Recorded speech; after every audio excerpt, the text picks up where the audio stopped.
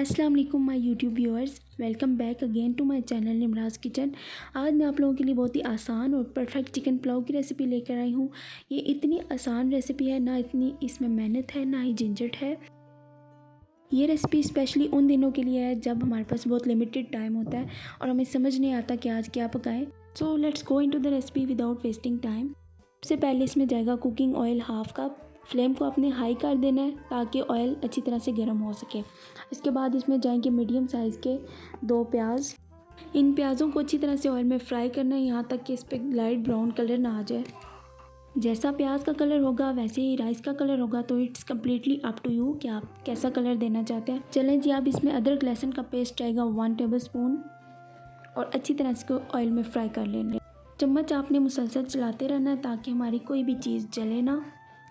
थोड़ा सा पानी ऐड करके दोबारा इनको अच्छी तरह से कुक करना है। फ्लेम आपकी मीडियम होनी चाहिए इस स्टेज पे।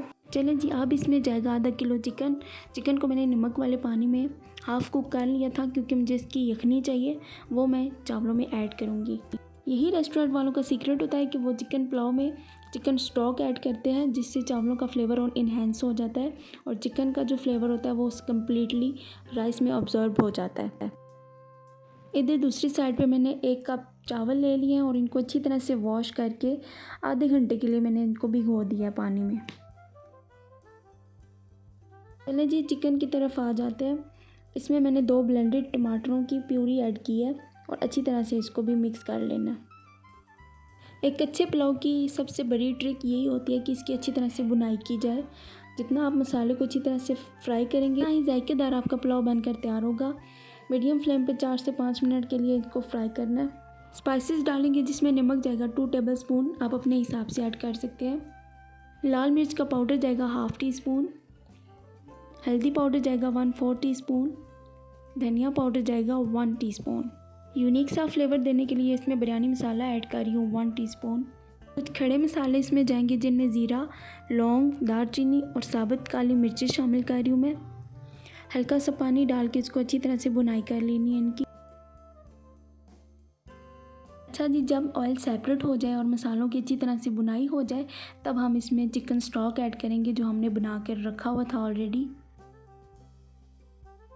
पानी की जगह मैं यहाँ पर यखनी ऐड कर रही हूँ 2 कप, क्योंकि मैं आपको रेसिपी दे रही हूँ 1 कप चावलों की। पानी में जोश आने तक इसको कवर करके कुक करें।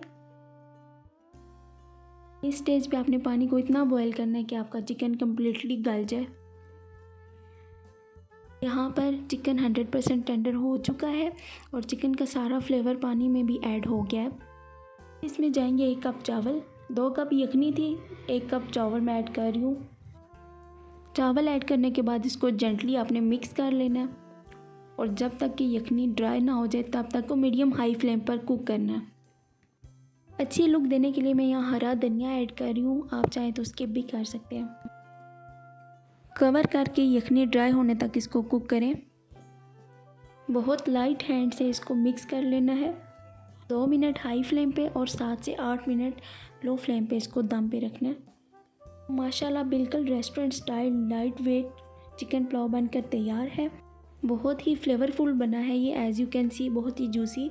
आई विश कि आप लोग इसको ज़रूर ट्राई करते। और ट्रस्ट मी, अगर आप इस तरीके से इसको घर में ट्राई करेंगे तो इस रेसिपी के बाद चिकन पुलाव आपका फेवरेट हो जाना है।